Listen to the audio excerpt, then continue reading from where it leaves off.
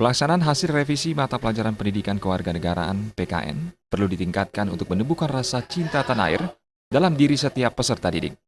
Kepala SMP Negeri 4 Denpasar, Iwayan Dania menjelaskan, untuk menumbuhkan rasa cinta tanah air, perlu dilakukan beberapa kegiatan seperti lomba upacara bendera, lomba pengucapan Undang-Undang 1945, dan lomba pengucapan Pancasila.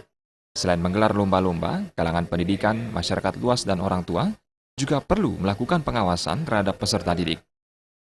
Pelaksanaannya perlu dimantapkan.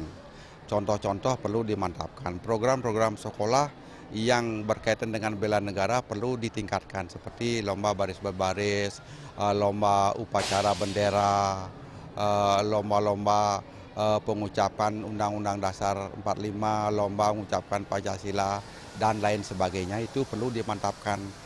Dan selanjutnya adalah pengawasan. Itu pengawasan dan memberikan contoh dan sebagainya dari pihak-pihak kalangan pendidikan, masyarakat luas dan orang tua itu perlu digalakkan itu. Program-program di sekolah yang berkaitan dengan cinta tanah air perlu ditingkatkan, seperti memantapkan pelaksanaan pelajaran pendidikan kewarganegaraan, baris berbaris, dan pengamalan nilai Pancasila. Agar lebih efektif, pendidik dan orang tua harus menjadi contoh bagi remaja.